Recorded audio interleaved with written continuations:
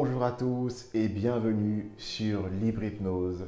Alors pour ceux qui ne me connaissent pas, je suis Jordan, le créateur de la page Libre Hypnose et praticien en hypnose sur Tremblay en France. Alors cette petite vidéo pour continuer à parler avec vous de l'auto-hypnose, de cette technique vraiment magnifique qu'est l'auto-hypnose. Et comme je vous l'ai dit la semaine dernière, je vais aborder avec vous, ou plutôt vous raconter une anecdote personnelle qui, j'espère, vous prouvera l'efficacité de l'auto-hypnose. Alors, comment commencer? Bien, vous voyez, quand j'étais très jeune, quand j'étais jeune jusqu'à mon adolescence, je souffrais d'une forme de bégaiement, en fait. Alors, je ne bégayais pas comme on peut entendre les bègues parler avec disque reggae, mais je parlais d'une manière qui était rapide, et très très rapide, plus qu'aujourd'hui. Et ça fait que les gens ne comprenaient pas ce que je disais ou me demandaient constamment de répéter mes phrases, constamment de répéter mes idées. Et j'avoue qu'à cette époque-là, ça avait tendance à me gêner. Voilà. Tellement gêné que parfois je n'osais pas parler, je n'osais pas lever la main en classe alors que je connaissais la bonne réponse. Je n'osais pas aborder les gens, par exemple, pour demander l'heure dans la rue ou tout ce genre de choses. Donc mes parents ont fait ce qu'aurait fait tout bon parent, c'est-à-dire qu'ils m'ont envoyé chez une orthophoniste. Et donc on a fait avec elle des exercices d'orthophonie. Et on parlait beaucoup, on parlait de psychologie, de spiritualité, enfin de beaucoup de choses en fait qui m'intéressaient beaucoup. Et jusqu'à un jour, on a commencé à parler justement d'auto-hypnose, de méditation surtout. Elle m'a expliqué une technique. Et en rentrant chez moi, j'ai essayé.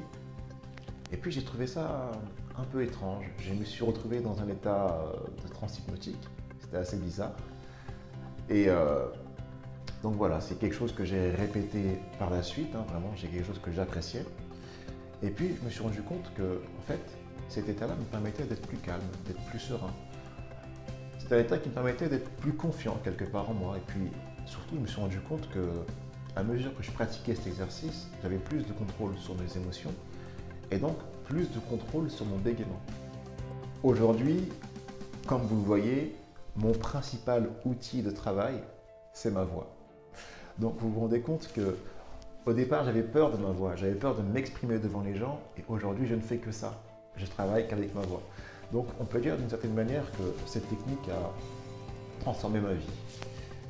Alors, il m'arrive bien sûr parfois d'avoir quelques petits remontées, surtout quand je suis sous l'emprise d'une grosse émotion.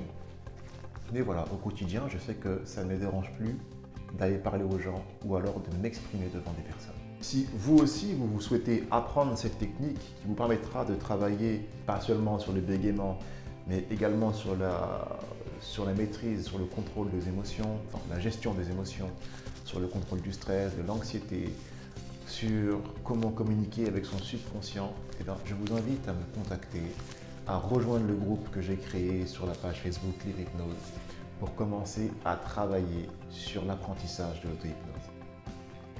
Dans une prochaine vidéo, on fera ensemble un exercice, cet exercice que j'ai fait quand j'étais plus jeune, qui m'a permis de justement apprendre à maîtriser mes émotions et à dépasser mon bégaiement.